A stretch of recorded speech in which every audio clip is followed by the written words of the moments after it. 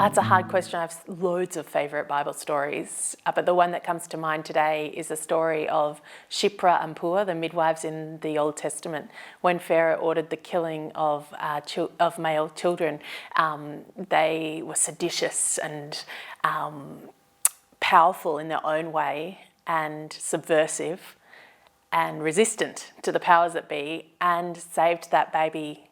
Yeah, it's my favourite. I feel like we should be seditious, powerful, wild women.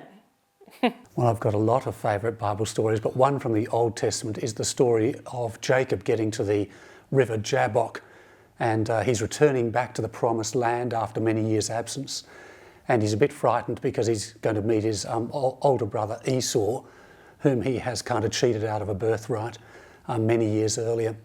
And he divides his family and flocks and herds into two camps, and then he's on his own at the river Jabbok.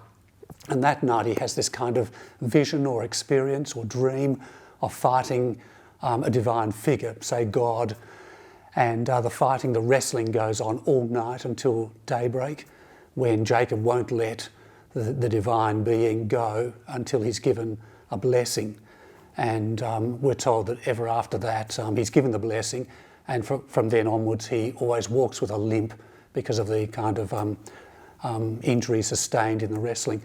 I've seen that a little bit as about partly what the Bible is, that somehow it's a little bit like it's the record of humanity's wrestling with God and trying to work out how God is blessing us. So the Bible is a bit like the wrestling with God, the record of it. And I've sometimes wondered too whether we all wrestle with God, and sometimes that's part of the Christian faith, and that you wrestle with God until a blessing is given. One way of seeing our relationship to Him. I love the story of the healing of Jairus' daughter and the healing of the woman with the issue of blood, and they're set one within another, and that's part of why I actually love it. I have a background in literature, and so just to see how that story's structured is a delight to me. But I love it as a woman because it is the story of two women, one at the point of menopause, the other just entering into puberty, each of them in that transitional space, that liminal space, which is always the space that God most closely connects with us. So I just love that story. It's a story of Jesus bringing healing and wholeness to those on the edges, to those most outcast by the society of their time. And such an inspirational story in that way. So I love that story. It gives me power. It gives me a sense of enablement every time I read it. If you were to hear me preach, you would think that most of them were. So I've tried really hard to narrow it down.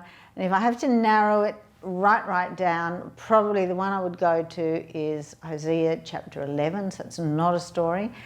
But if you know the book of Hosea, it starts off comparing Israel to a prostitute because, they go after all the foreign gods, and Hosea is supposed to marry the prostitute. So it's all that kind of symbolism, but chapters of God's anger and what God is going to do. And then you get to chapter 11 and God says something like, "How can I give you up?" I'm going to cry. "It was I who taught you to walk. I bent down and held you to my cheek." And it's just, to me, that particularly when you see it in the Old Testament context, where most people think of God as distant and more judgmental, and you just see this beautiful, beautiful parental image that the image is in my head of I have to say I do think of a father, but of a parent bending down and that just holding the child to their cheek.